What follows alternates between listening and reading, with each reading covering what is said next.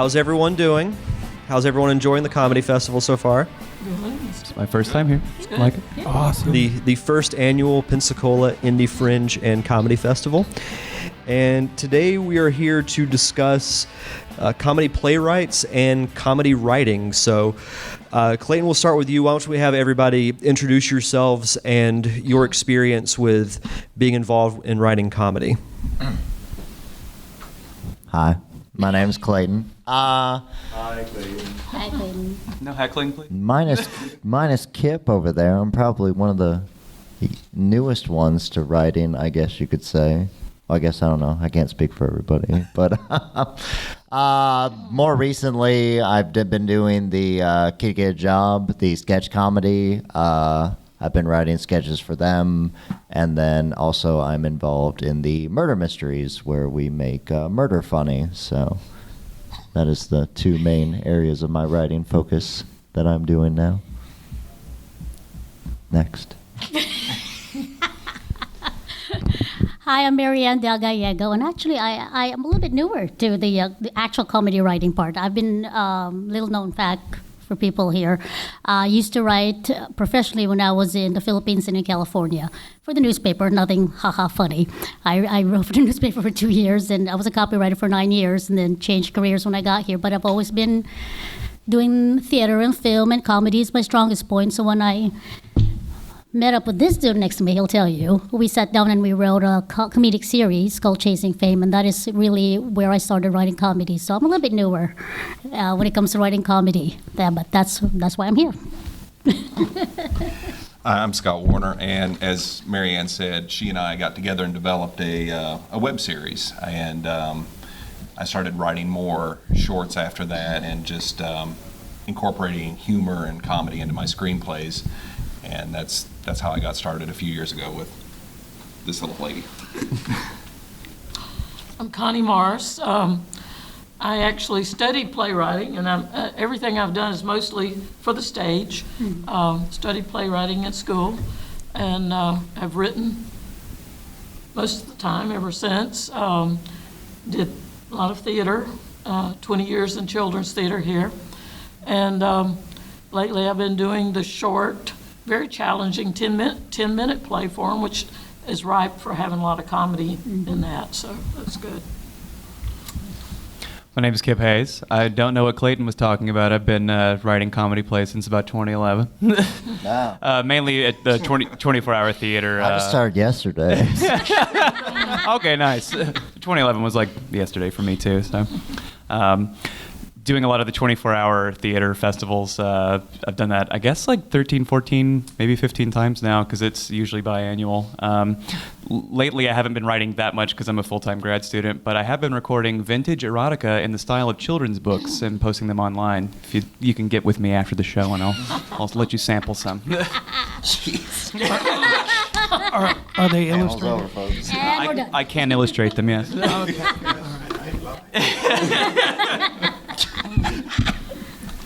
All right. Hi, I'm Rodney Whatley. I'm old. In the 80s, I worked for a theater company in Newport, Rhode Island. They did murder mysteries too, but they were fully scripted, and so I wrote a few for them.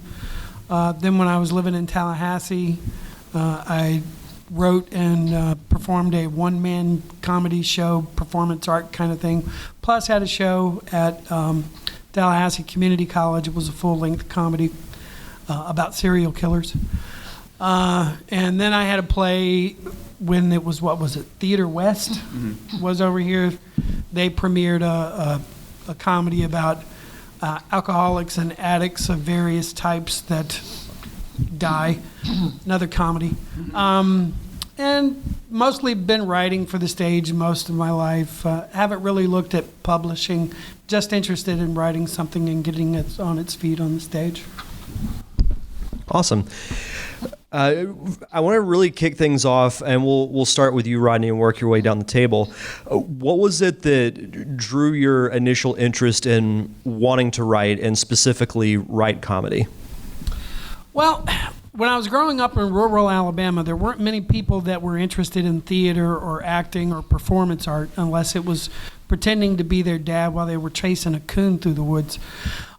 So I spent a lot of time watching television and watching movies and reading comic books, and I just wanted to be a storyteller because my best friends really were the stories. I remember we used to go and visit my redneck relatives, and I didn't like any of my cousins, so I'd just stay in the car and read comic books. And I just wanted to be a storyteller. I loved reading stories, and I just wanted to tell stories as well as read them.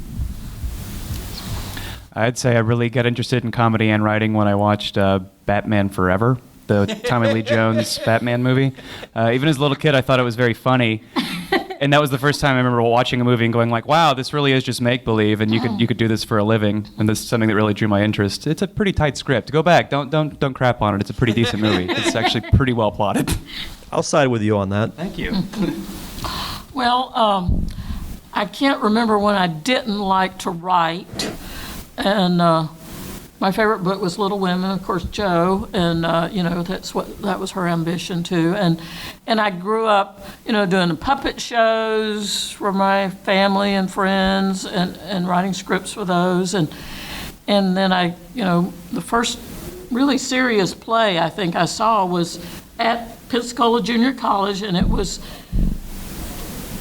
Winter's Tale when they did Shakespeare every year, and I was in high school, and it was I thought it was fabulous, and just reading all the great writers, and watching I Love Lucy on television, which was the funniest thing you could think of back then, and all those golden age shows of TV. That's where I grew up, so that was great. I kind of got going from there. I started writing as long as I can remember. I'd write little short stories, poetry, poems, and stuff. But once I got into acting, I wanted to write a screenplay so I'd have something to act in, because in this area there's not a lot of things. And it just so happened the first screenplay I wrote was a comedy. And I like doing comedy because when you're laughing and having a good time, nothing else matters. Everything goes away. So it's fun, and it's also therapeutic to explore. Writing for me growing up was an outlet, actually. Every time I needed to express myself, I couldn't do it verbally. It was easier to put it down in writing. So I had pages and pages of nonsense that only I could understand growing up. So that's how I got into the actual writing part. But comedy, these guys know that I pretty much laugh at everything, even the most inappropriate things. And so it just gave us, I guess, second nature when we sat down and started writing the series, that, stuff that happened to us, we were able to, see the funny in it and start writing it down. So that's how that came about. I kind of got forced into it against my own will. It's true. I think Mitch Hedberg tells a joke where people come to you and they're like, "Oh, you're a stand-up comedian. Can you act?" And that's kind of what happened for me. I was an actor, and then just people would be like, "Oh, you can act, so write this," and I'd be like, "Okay." So it's kind of what happened with the sketch comedy. I went in to be an actor, and then I started to write stuff, and then joined the murder mystery, be an actor, and then Nicole Dixon, the runner of that, was like, "Oh, write us a murder mystery," so That's exactly. just kind of here because I'm forced to be, No. and I enjoy it. So No. She's good at it, though. Very good. Sometimes that's when you do your best work, is when the choice is just taken out of your hands completely. You just have to do it, and you're just like, oh, that actually turned out pretty well. Yep. Something, and I'll leave this, open to anyone who wants to answer this, but, and I was talking with a couple of you guys before we started, but writing comedy is not easy. What's been some of the biggest challenges that you guys have faced when writing comedic material? I'd say I think it's funny in my head, but will people think it's funny? That's the biggest thing. When we were screening the short that we did, one of the episodes we did, I was cringing. Not so much because of I was on screen, but because, oh my God, what if they don't think it's funny? What if I'm the only one that thinks it's funny? I think that's the biggest thing right there, is what's funny to me might not translate to everybody else. Because when you're in there writing it, you're laughing in your head. It's funny. It's great, and everybody up super close to it. It plays. But once you see it come out, it's like, is it going to sell? Is it really that funny? I think that is the hardest part. Is not necessarily knowing, because I'll laugh at my own jokes, but are other people? I take a real systematic approach to just about everything, every script I write, and I want to have, the characters. I want to know who the characters are and what their backgrounds are, and then the comedy sort of flows out of the situation for that, for that. And sometimes the lines might be funny to you, sometimes they're not funny to you, and people like them. The audience has to relate to it, whatever it is. You have to relate to the characters, and then if they say something that's just kind of weird, they'll laugh. People will laugh. That's what you hope for, anyway. Yeah, I'd say the construction of the story, kind of on that point, is very important. You have to still think in terms of a drama or a tragedy. People still have to have motivation, and they still have somewhere to go. In a sketch, you don't necessarily need that. But if it's a full-fledged play, even just a one act, things still have to go to their inevitable conclusions, and it's sort of and making sure it's funny along the way. Like sometimes you can kind of get lost making sure things go the way you envision them. Yeah, it's something that all of you guys have pointed on, is that humor, I think, more so than most anything when it comes to emotional responses, is so subjective. Mm-hmm. With drama, a lot of people can relate to, bad family situations or things like that. But what I might find hilarious, the rest of you would just be like, why did he say that? Yeah. So it's I can imagine it's a very delicate process. Like when you guys are writing a script, do a lot of your jokes or situations, do you guys pull from real life situations at times? Do you just randomly think of something? Like how do you guys process writing for comedy? I can answer that specifically with our very first web series episode that we did. We tried to take real events that happened to us as actors and exaggerate them to a higher degree. Mm-hmm. So we were based in reality, but it was absurd. And that's kind of how we came about it. We had, like you said, a story flow, a structure, and then just exaggerated anything that was just slightly off and played with it from there. I would agree with that. Absurdity. I like to look at absurd things in society and just make fun of it somehow. Mm-hmm. Some character will just pull off of that, mm-hmm. and everybody relates in the audience because oh yeah, that is really crazy. Like Seinfeld did that. Yes. That's how it worked. Mm-hmm. So. Anybody else have anything they want to throw in on that topic? Well, I'm glad that you pulled back when you said jokes, because that's the thing that I find the most challenging, is trying to write dialogue that's funny, but is not a joke. Not having one character artificially setting up the funny guy, the straight guy, the funny girl, what have you. So, yeah. I'm mostly just, my favorite quote from David Mamet these days is, playwriting is easy. All you have to do is sit down and write the interior conversations that everybody already has in their head. Mm-hmm. And you're either born with a talent or you're born shithouse crazy. And that's basically what I do. It's just I kind of divide my psyche up into these different personalities and let them talk, and hopefully some comedy arises out of it. If not, that's what the second, third, fourth, and fifth draft are for. Even to kind of talk about that with like the murder mystery, I mean, there's been plenty of times I've written a script out for a murder mystery and been like, I'm not really sure as far as, is this funny throughout the dialogue?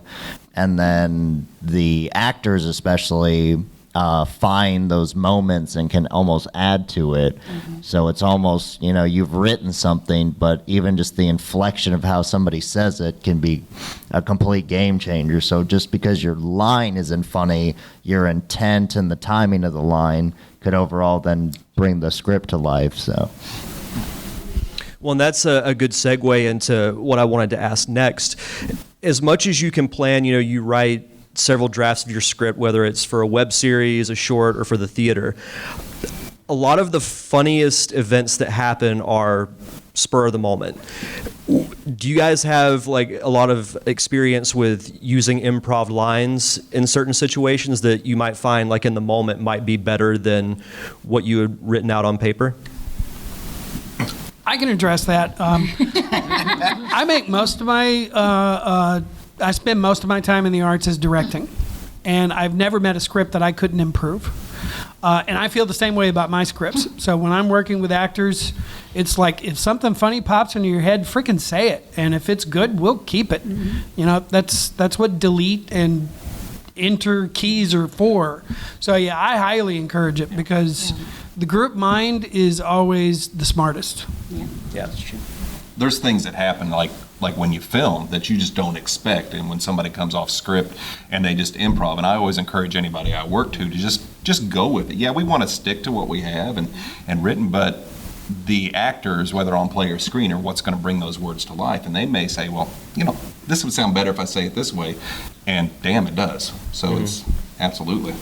Well, it's like the analogy of starting at A and ending at B. How you get there could very well change, but as long as you get to that destination, that's really the important thing.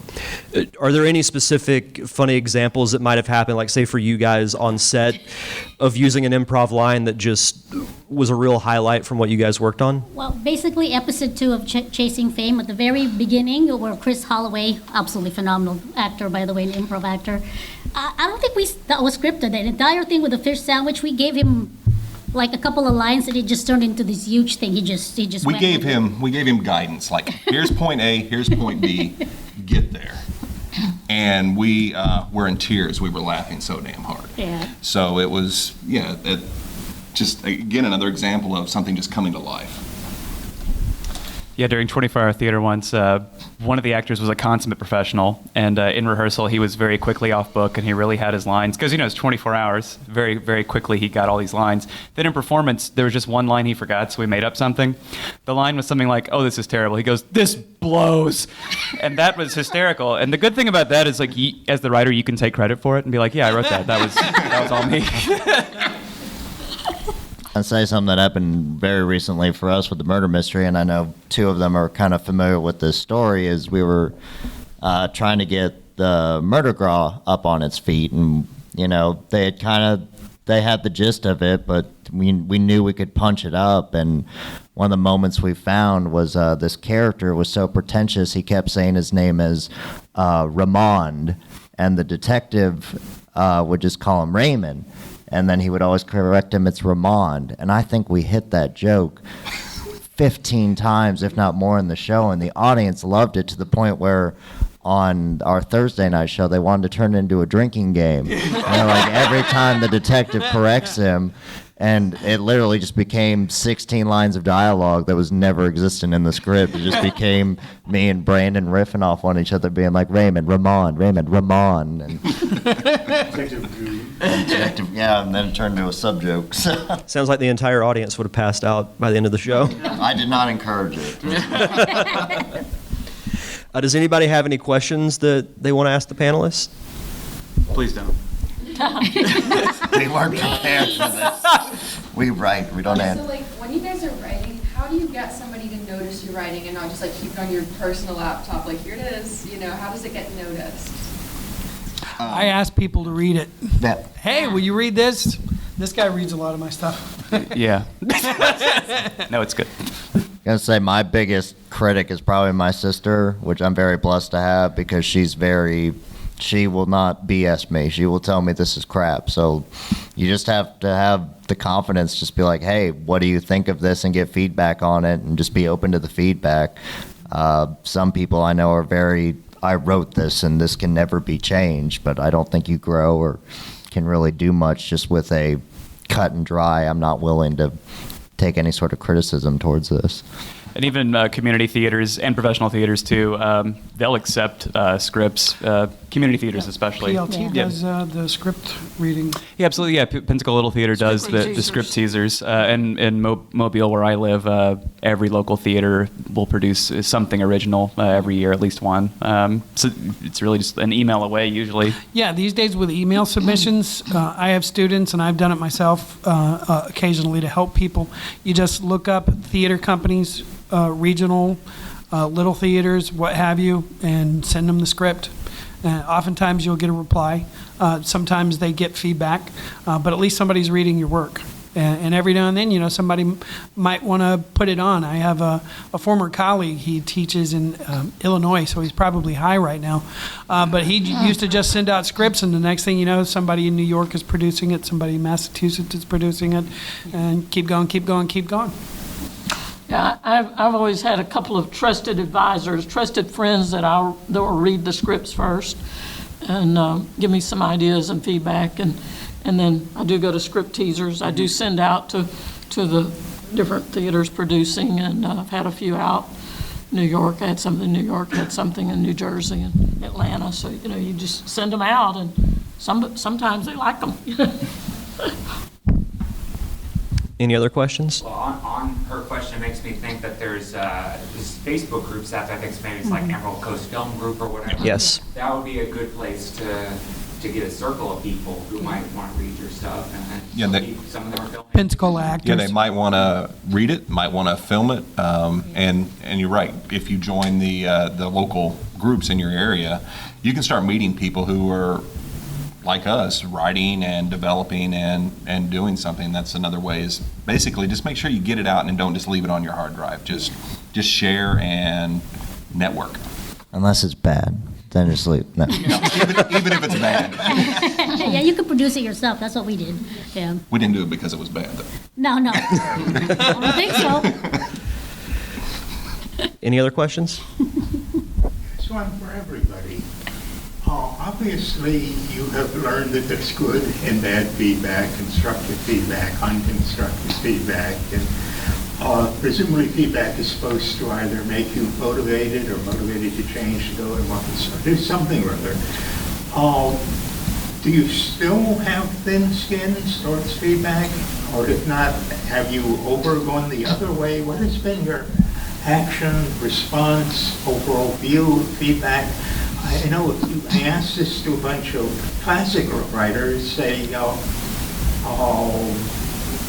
Charlie Chaplin, any of the Barrymores, they would largely say to feedback. But obviously you don't think that way, but what do you think? Well, you have to be your own worst critic, first off. Yeah. And so you should tear apart whatever you've produced until you're reasonably happy with it. And the reason for doing that is when you do get feedback, you're in a position to at least judge the feedback and say, okay, well, I know for a fact I did this, and maybe they just didn't get that, because that will happen. Two people can read the same book and not interpret it the same way. Just getting enough distance between yourself and what you've created that you can judge the feedback appropriately, or as appropriately as you can, I guess. Yeah, that's a great point. No, you go ahead. No. Okay. I have very thin skin sometimes when it comes to being critiqued. It can be soul crushing because you pour your heart into something and you give it to somebody and they just tear it apart and you're like, damn, it's really not that bad. And it's like Kip had said, it just somebody has a different opinion of what's good or what they like. Somebody else may actually like it, and I think the thumbing of the nose is just a way to put a wall up and say no, because I think everybody feels what happens there. You just have to know what you want to do, and haters be damned, do it. Yes. I've noticed over the years it changes, but right now when you get feedback, it makes you go back and rethink some things and say, okay, is that relevant or not? You've worked it, and you've worked it, and you've worked it, and you sent it out. Somebody said, well, maybe I did think about that. Maybe I should change that, or maybe I shouldn't. So it gives you something to think about. The way I think about it is, especially writing for the stage, is you're trying to communicate something to the audience, and the feedback lets you know how effective your communication is. So if you need to alter the message in some way in order to get your point across. So I basically look at it as constructive, even if they don't mean it as constructive, because it's like if you post a video on Facebook or you post a video on YouTube, the comments you're going to get are the least constructive in the universe. Yeah, but I think you can still get something out of it. Of course, it helps having a lifetime of rejection that inures you to it. Started out as a young boy. Well, you're not wrong. As an actor, we're used to being rejected. Yeah. Over and Big over face. and over. So what's one more? Anything else? At what point do you, like, getting the feedback goes into maybe now I should start, like, trying to copyright it or something so that way, like, or is the community not so, like, oh, I like this, I'm going to just steal it from you in your, like, experience with... About copywriting? Yeah. I steal from other people, so I don't have to worry. No, no, in my experience, people are pretty chill about it, and they, no, I don't think anyone's ever copied many of my ideas, but I write stupid stuff, so why would they? Yeah, the main thing that a lot of people will worry, I know I did when I first wrote my very first screenplay, it's like, and I did copyright it because I had this fear, but the thing is, once you do it, it's technically copyrighted. You've written it and everything. All the copyright does is help you in case you need to go to litigation. It shows that you have it copyrighted. It gives you peace of mind. It's actually cool to get a little thing, say, hey, my screenplay's copyrighted. But in this community, I don't think I've seen anybody stealing or taking from. The problem with writing or any art is there's nothing original. Yeah. Everything has been done, so we're going to riff off of everything we see and stuff like that. So it's, unless it's like a blatant thing, then it's really not anything to worry about. Which is why we just make fun of ourselves when we write. Yeah. That's basically what it is. What I worry about is inadvertently picking up some, because I watch shows, I read, inadvertently, unintentionally taking a line from someplace, and like, oh, well, worry about it. Somebody And might that's call. actually where feedback can help, because I just finished writing a manuscript for a book on acting, and I submitted it to several of my colleagues, and one of them pointed out how one of the exercises was just like one in acting one by I think Cohen. And I was like, oh, you're absolutely right. I remember that exercise. I remembered it subconsciously. And if she hadn't pointed it out, I might have, been guilty of ripping that dude up. So... And say you see it all the time with comedians. I know there's some study about it where you inadvertently take somebody's joke, and there's been several comedians that have all been accused of stealing each other's jokes, but they all claim they didn't steal the joke. So, but like you pointed out, everything has been done before, so you're just kind of putting your twist on it. So, but I think the rule of thumb they always say with that is if you are sure somebody else wrote it, don't put it in or something like that. Yeah. Just go somewhere else because it's not worth the risk. So. Any other? Same thing has happened with songwriters that songwriters, they'll have Yeah. songs in their head, they don't know where it came from, whether they dreamt it up or they heard it, and there's litigation about that. I do have a question about the depth of humor when you write. So stand-up comedians can get away with what I'll call cheaper humor, one-liners, punchlines, things like that. Murder mystery can get away with that as well because people come and they say, we like these guys. It's not that they care so much about the story, but they like acting, they like the comedians. But when you're writing for stage or for film, where you want people to remember the story and have an elevator speech to give it to their friends to say, hey, you should go watch this. Do you have to get deeper with the humor? Do you have to add some drama in there so that there's a story they remember? Is it about the situation or is it something else? I would say you're going to have a story. Yeah. Bottom line, you've got to have a complete story structure in there so people do remember what happened. And what I do, the first screenplay I wrote is a comedy, and there is if I take the comedic elements out of it, it's very much a drama. It's a heartfelt drama.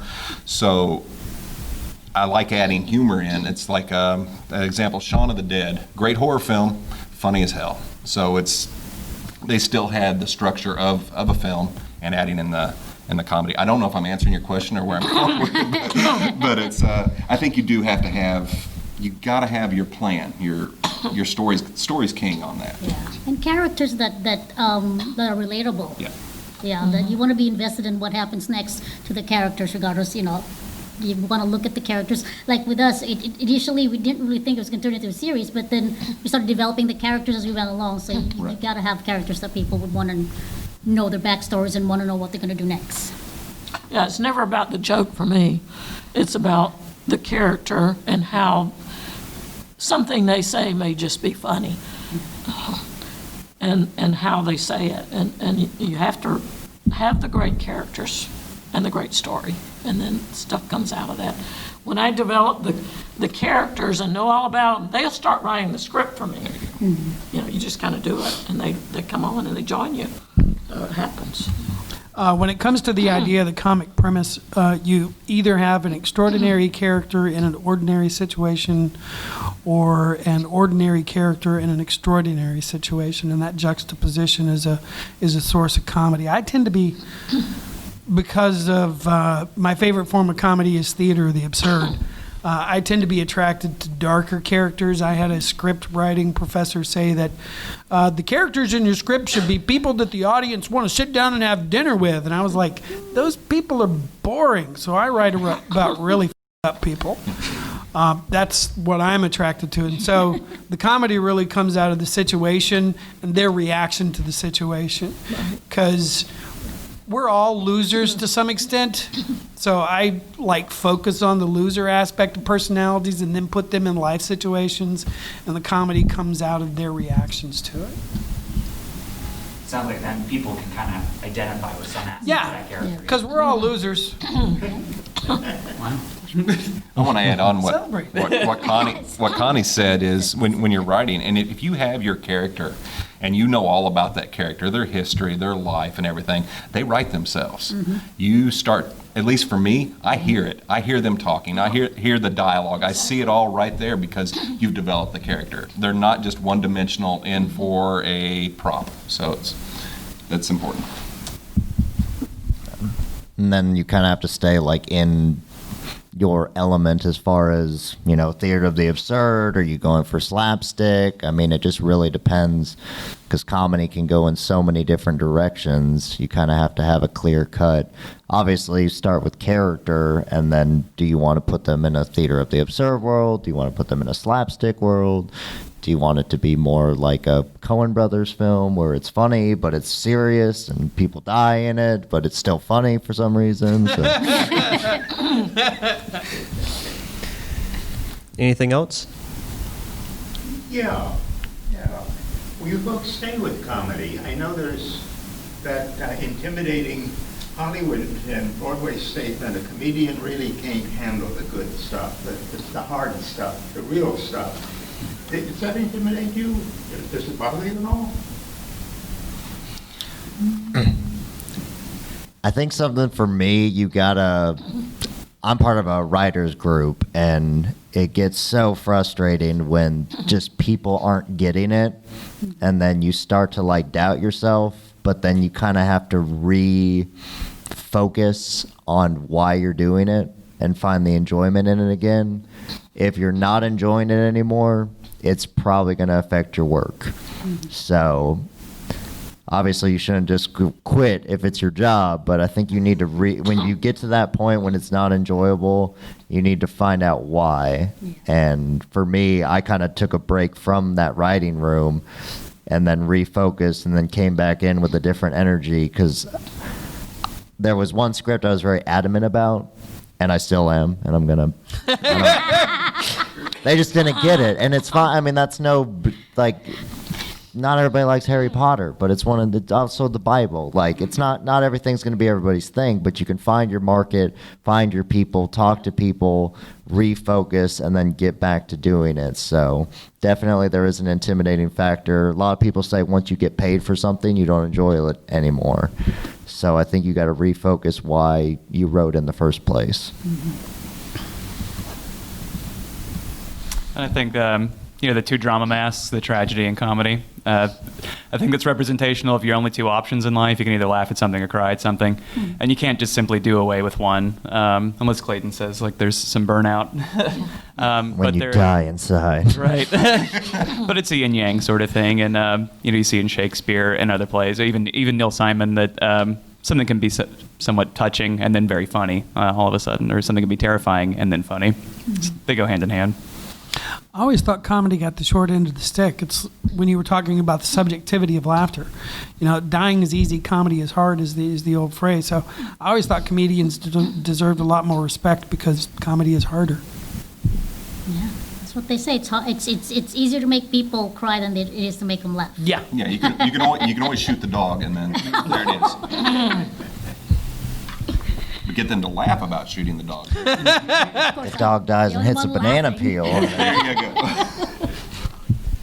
I wrote a play where the dog died. Did they laugh or did they cry? Well, I haven't seen it yet. So, Spoiler. spoiler. The dog dies. John Wick, the musical. Okay, I have to ask, does everybody like get on the Google to do the research?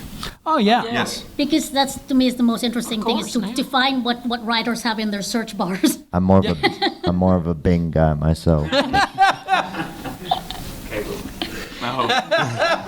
Research is so much easier these days. Right. It is, but if anybody sees my search history, That's what I'm going to tell saying. you. That's why you guys use the incognito mode. Exactly. Any other questions? Well, as we start to wrap up here, I want to ask everyone here, when it comes to writing comedy, what is one piece of advice you would give to someone who wants to do it?